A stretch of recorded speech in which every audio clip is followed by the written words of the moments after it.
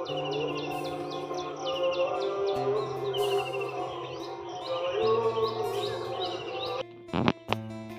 Friend, welcome to my YouTube channel. Good morning সবাইকে। সবাই কেমন আছো? ভালো আছো আশা করি। আর হচ্ছে যারা আমার চ্যানেলে নতুন তারা অবশ্যই আমার চ্যানেলটাকে সাবস্ক্রাইব করে দেবেন। আর হচ্ছে আমার প্রতিদিন আমি একটা করে ব্লগ দিচ্ছি, ব্লগটা অবশ্যই সবার দেখার জন্য অনুরোধ থাকলো। আর ভালো যদি লাগে তাহলে অবশ্যই লাইক করবেন। আর আজকে সকাল সকাল হচ্ছে আমার বাবা বাড়ি থেকে বড় বড় কাঁকড়া দিয়েছে দুটো, তো সেই কাঁকড়াটা নিয়ে আসছে। এখনও বর নিয়ে আসেনি, নিয়ে আসুক। নিয়ে এলে আজকে কাঁকড়া কী করে আমরা কাঁকড়া দিয়ে তেঁতুল দিয়ে টক বানাই, তো সেই রেসিপিটা আজকে আমি তোমাদের সঙ্গে শেয়ার করব। তো পুরোটা রেসিপি দেখার জন্য অনুরোধ থাকলো। আর যদি ভালো লাগে তাহলে লাইক করো, ঠিক আছে? আর যদি আরও ভিডিও দেখতে চাও তাহলে অবশ্যই আমার চ্যানেলটাকে সাবস্ক্রাইব করো। Thank you. चलिए बस इसका खेल खत्म। कहाँ तक जाएगा रे बेटा? সবগুলো দাঁড়া ভেঙে দাও না। এ দেখো কাঁকড়া, এখানে একটা কাঁকড়া। এই কাঁকড়াটা এমন কামড়েছে আমার মাকে রক্ত বের করে দিয়েছে। বাজে কাঁকড়া কোথাকার।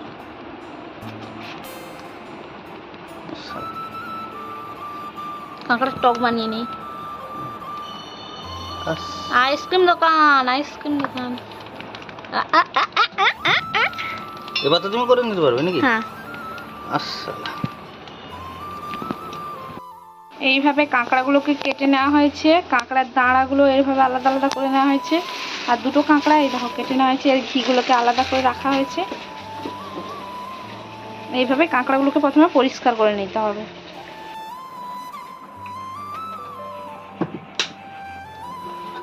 তারপর কড়াই গরম হয়ে গেলে কড়াইতে দিয়ে দিলাম তেল। আর তেলটাকে ভালো করে গরম করে নেব। আর হ্যাঁ, আগে থেকে অবশ্যই একটা পাত্রের মধ্যে তেঁতুলকে এখানে দিয়ে দিলাম একটা শুকনো লঙ্কা, কারণ সঙ্গে সঙ্গে তেঁতুল শুকনো লঙ্কাটা দেওয়া যায় না। আগে থেকে ভিজিয়ে রাখলে তেঁতুলটা মানে মাখাতে ভালো হয়, সেই জন্য আগে থেকে যখন ফুটফুট করে ফোটা শুরু হয়ে যাবে তখন তার মধ্যে গুলে রাখা তেঁতুলের জলটা দিয়ে দেবো। একটু দেবো, কারণ প্রথমটা হচ্ছে যখন বেশি দিয়ে দেবো তখন খুবই তেল ছেটানো শুরু হয়ে গেছে। তাই আমি কী করবো, একটু অল্প করে আমি দিয়ে দেবো। তারপর এটাকে ভালো করে আমি ফুটতে দেবো। তারপরে আমি দিয়ে দেবো লবণ। আর লবণ দেওয়ার পর কিছুটা হলুদ দিয়ে দেবো। আর হলুদ দেওয়ার পর অল্প চিনি, কারণ চিনি এখানটা হচ্ছে টক টক মিষ্টি মিষ্টি হবে টকটা, সেই জন্য চিনি অ্যাড করলাম। ব্যাস, যখন এইভাবে কাঁকড়াগুলো ফুটবে তখন আমি তার উপরে দিয়ে দেবো একটা একটা করে কাঁকড়া। আর হ্যাঁ, কাঁকড়াটা কাটার একটা টেকনিক আছে। কাঁকড়ার পেছনে দুটো দাঁতই এইভাবে রাখতে হয়, তাহলে না কি শুনেছি কাঁকড়ার টেস্ট কমে না। এটা হলো কাঁকড়ার হাত, পা যাকে বলে।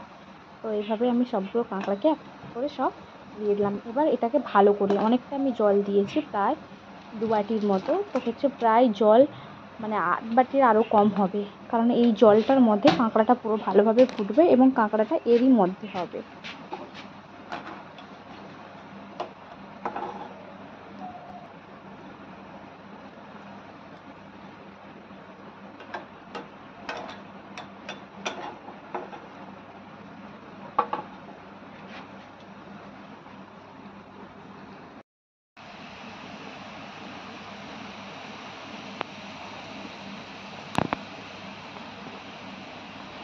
मेरे पास इधर 4x है, ले ले MP4 4x इधर।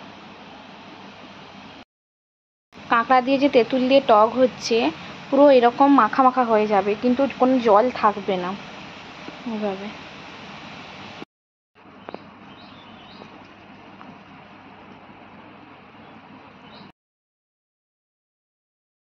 আজকে দুপুরের মেনু হচ্ছে কুমড়ো দিয়ে, চিংড়ি মাছ দিয়ে আর পুঁই ডাঁটা দিয়ে হচ্ছে একটা মিক্সড রান্না হয়েছে।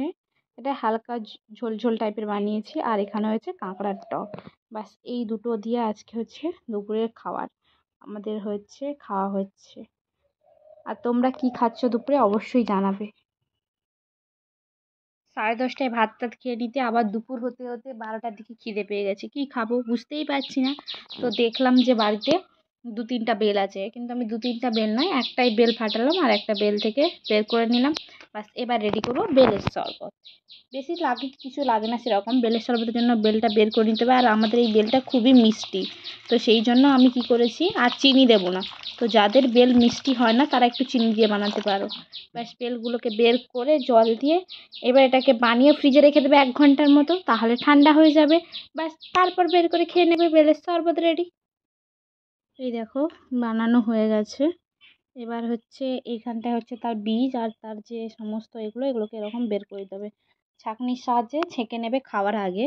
কিন্তু এখন বর্তমানে এইরকম বের করে এটাকে আমি ফ্রিজে ঢুকিয়ে দেবো, ঘন্টাখানেক এখন ফ্রিজে রাখতে দেবো। তারপর ফ্রিজ থেকে বের করে এটা খাবো, কারণ এখন এই গরম জল একদিকে, আর হচ্ছে তোমার হচ্ছে গরমে এটা ঠিক ভালো লাগে না, এটা একটু ঠান্ডা ঠান্ডা হলে আরও টেস্টি লাগে।